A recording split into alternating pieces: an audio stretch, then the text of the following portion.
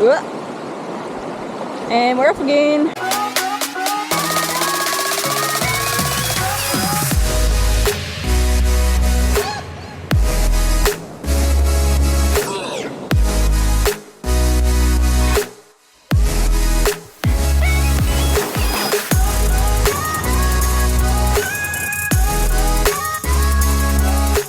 Hi team, I am out in the Kaimai Forest Ranges. I'm heading out today on the Waitawheta Tramway, heading out to Waitawheta Hut. So I was meant to be coming out here with a group of my family. There's a few injuries and things, so I've actually ended up coming out here by myself. I've done this track before, but I had the hut booking, didn't want to let the weekend go to waste. So I thought I would come out anyway, and since I was by myself, I thought I might just make a video about why this hut is so great for beginners. If it's your first overnight hike, maybe it's your first overnight solo hike. I think this was my first overnight solo hike. And also it's really popular for families as well. So while I've never brought children out here myself, we were going to bring a few of my younger cousins out this weekend. Hopefully I can give you a walkthrough and you'll be able to see just how, I guess, simple, flat and easy it is, and what a good introduction to overnight camping it can be.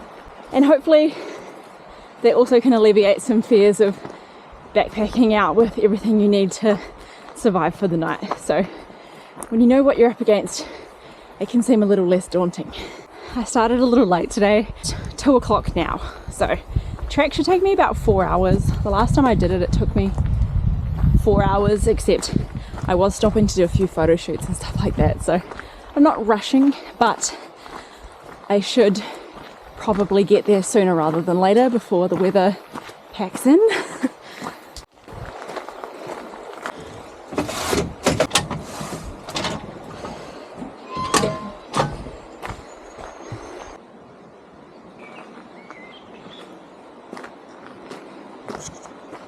One thing that I do think is great about this hike is, although, you know, on the dock website it says it takes 3 to 4 hours, you can kind of make it your own because it is fairly flat. So if you have smaller children or, you know, younger people, different levels of fitness, you can basically just start as early in the day as you think you need, and then take as many breaks, maybe swim in the river if it's really hot, anything like that, and you just get to the hut at your own time. You can book a bed so you know that you don't have to get there first. It's not first come, first served. And in terms of what gear you need for this hike as well, I'm sure throughout the video you'll see me using my gear, maybe explaining it. When we get to the hut, I know it's supposed to be quite full tonight, so I doubt I'll be talking to the camera, but still kind of show what I'm doing with cooking and things like that. But for example, like, I'm in trail runners, any sneaker with good tread, and then you just bring like slip-ons for the hut. I am actually trying out some new gear today as well. This pack is new, first time I've taken it out. It's the Macpac Hesper 52 litre. It's a unisex one, and it is super light compared to my other one. So I'm going to be doing a review on that as well while I'm out here, see how it goes.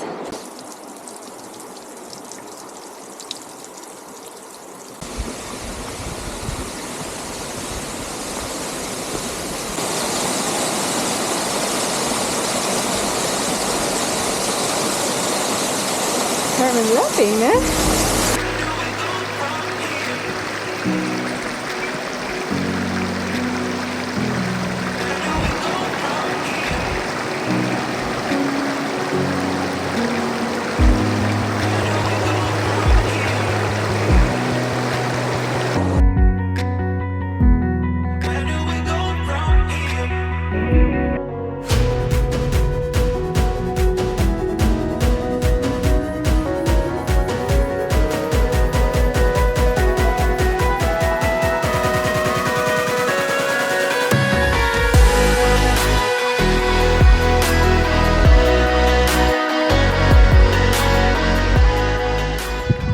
Is a bogey.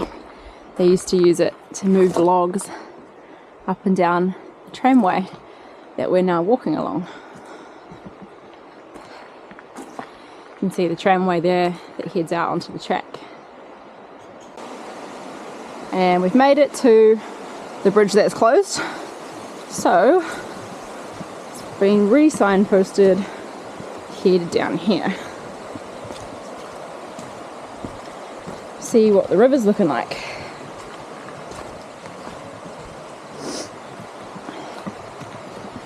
That seems pretty doable. The water got up. This is all like debris. I'm guessing from the floods or the cyclone. Hoping it's not recent. It's meant to rain tomorrow, so if this got up, it would be a different story.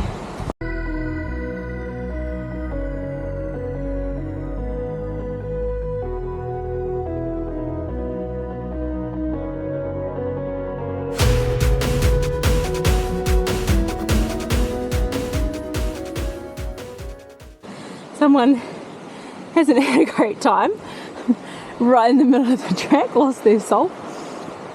Oh well. This track here, it pretty much looks like this the whole way. So there's really not a lot of undulation going on. It's pretty tame and you just have to keep it up. It's more of the length of time that you're walking rather than the physical fitness it takes to go up and down hills. Another bridge! Whoa. So pretty. Like that gorge walls are so huge. How nice.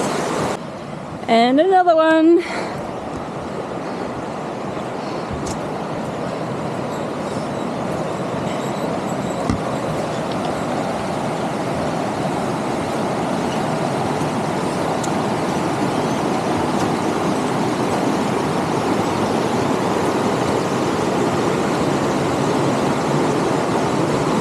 This one is pretty.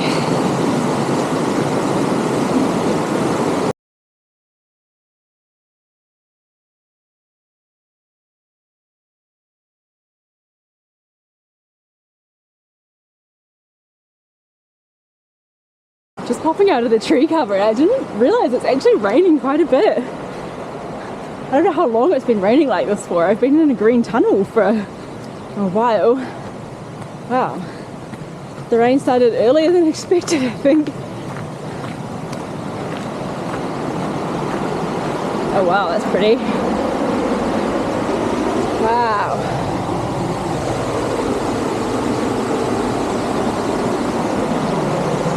Nice.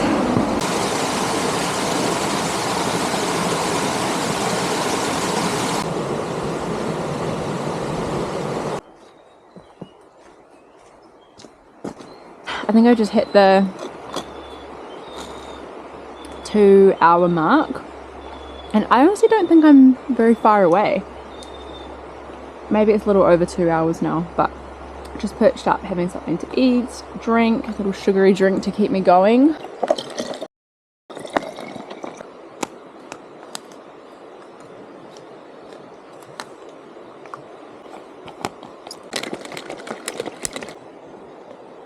Oh my god. I bought these bottles because I kept using single-use plastic bottles and I didn't like that, and I thought that these would be more reusable, but they're actually just a pain in the ass.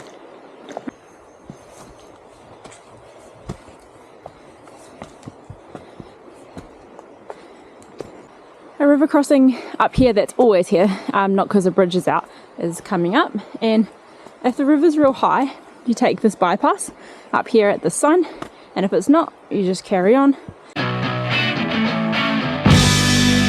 What you want is what you get. Time will pass you along the way, but never forget. What you want is what you get. Time will pass you along the way. I just arrived at the old mill site. This is maybe 2 minutes away from the hut. It's just up there. So I started walking at 1:55, and by the time I get to the hut it's going to be 5:05. So it took me 3 hours 10 minutes, and that was with a about 20-minute rest stop at halfway. So I'm not going to talk to the camera once I get to the hut because I know there's going to be heaps of people there. I'll still take some videos. It's just started to absolutely pour. So let's go back up to the hut.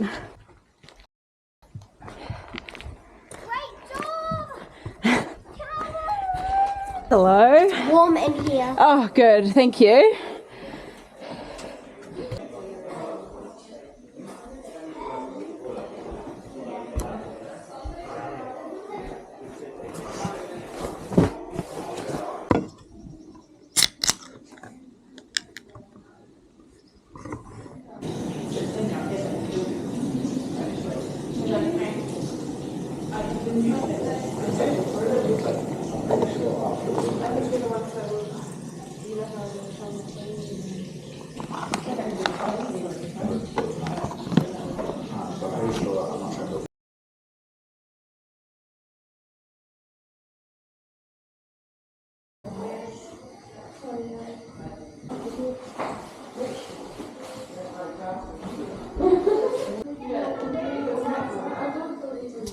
Shoes and socks are the worst.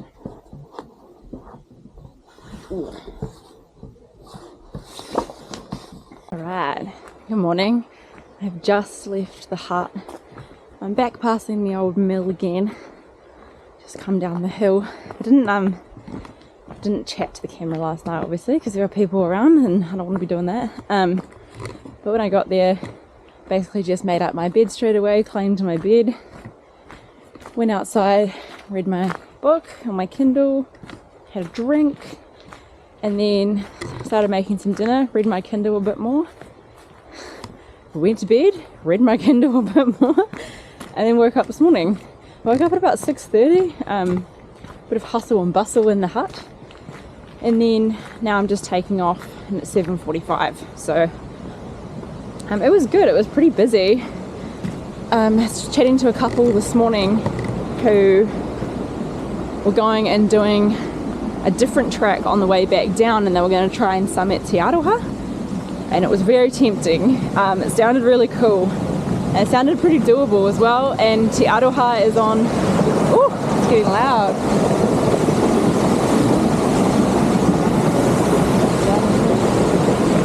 And I thought, oh, could do, but I have enough food, I have enough water because I've got a water filter, but it would put me way past my time that I gave my sister. That's like the panic time, you know, if you don't hear from me by this time, something's wrong. And it's not really worth it. There's no service out here to update it on my plans, so that's not fair. So heading back down the same route, down the Waitawheta Tramway. I got away about 15 minutes early this morning, so I got to the first crossing on the way back at the river and thought I would actually just make myself a coffee and enjoy it by the river instead of at the packed hut. So that's what we're going to do. And I'm also going to top up my drinking water as well and filter it, and I'll show you how much I've got left so you can try and plan ahead with your water.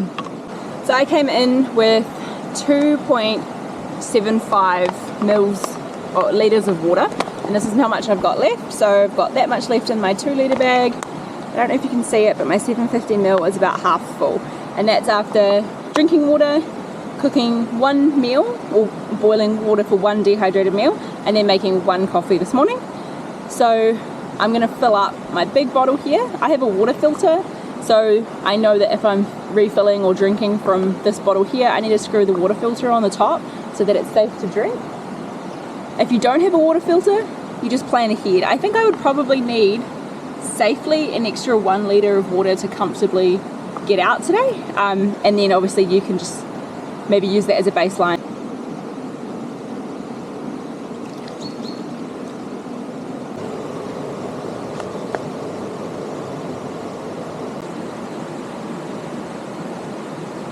The hut where you'll be staying at Waitawheta Hut also has water, So it just needs to be boiled before use. But if you've got all your cooking stuff, you could boil it the night before and let it cool overnight before pouring it into your plastic bottles.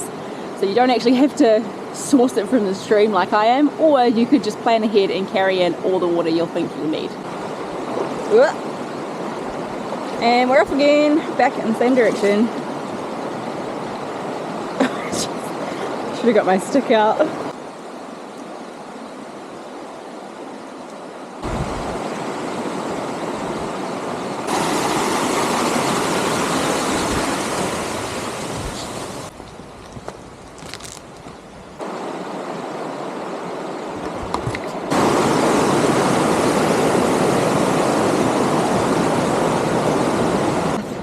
I saw a little beach from the bridge, beach of rocks, and I was like, that looks like a nice place to swim.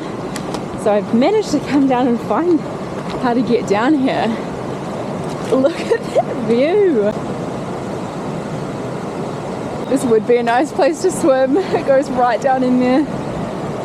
Damn it. Still, do I want to walk back wet? It's maybe like, I don't know, an hour back to the car. Do I do it? I don't know.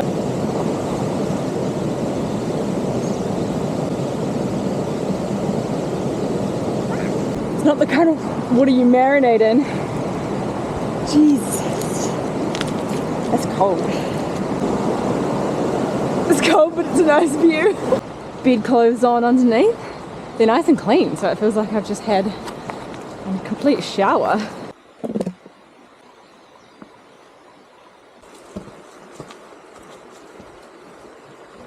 Alright, pretty much at the end now. I'm just walking back up the road to the car park, like 2 minutes away. So I left the hut at 7:45, 7:45, and it is now 11:15. So it's taking me 3.5 hours, which is making really good time because I think my breaks altogether probably were 45 minutes. I stopped for a swim and then I stopped to make a coffee. Maybe they were 30 minutes altogether, so it was about the same as yesterday. But yeah, I thought I made really good time. And that is with breaks, that's with stopping to do a little bit of filming. So take that as you will, and you can adjust it for yourself. And I hope you get out here and give it a crack. See ya.